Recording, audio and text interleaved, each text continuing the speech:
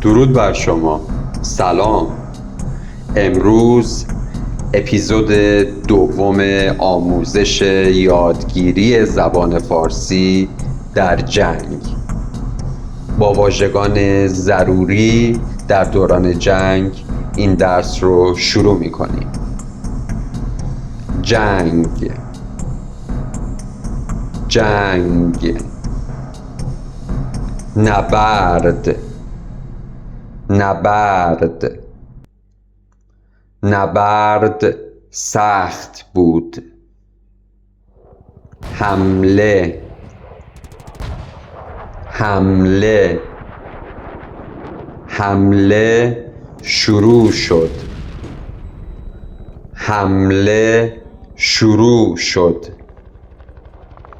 دفاع، دفاع، ما دفاع می‌کنیم.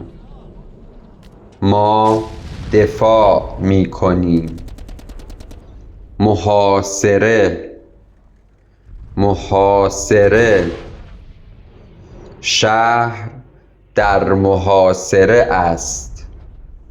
شهر در محاصره است. انفجار، انفجار، انفجار بزرگ بود. انفجار بزرگ بود. تکرار میکنم. چنانچه علاقه‌مند به یادگیری زبان فارسی در موقعیت‌های واقعی هستید، لطفاً این پیج رو سابسکرایب به دوستان علاقه‌مند به یادگیری زبان فارسی معرفی کنید و جهت حمایت از من این ویدیو رو لایک کنید. مین، مین، مین خطرناک است. مین خطرناک است. نیروی هوایی، نیروی هوایی،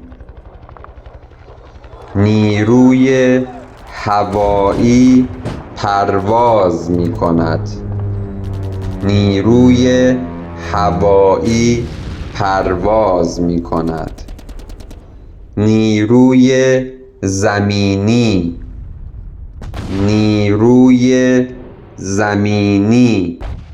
لطفاً پس از من ویدیو رو متوقف و با صدای بلند تکرار کنید. نیروی زمینی حمله می کند. نیروی زمینی حمله می کند. نیروی دریایی، نیروی دریایی، دریا، دریا. مهمات، مهمات. سرباز، سرباز. سنگر، سنگر. سرباز در سنگر است. سرباز در سنگر است. سقوط، شهر سقوط کرد. شهر سقوط کرد. آسیب، آسیب. مذاکره، مذاکره، مذاکره شروع شد. مذاکره شروع شد. و در انتها ضمن آرزوی صلح برای همه مردم جهان با واژه صلح، صلح، صلح امضا شد. صلح امضا شد. با واژه صلح این ویدیو آموزشی رو تمام می‌کنیم و در انتها با جمله‌ای از ماهاتما گاندی این ویدیو آموزشی رو تمام می‌کنیم.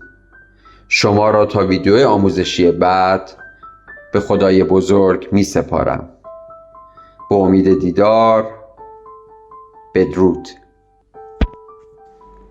صلح راه نیست، صلح خود راه است.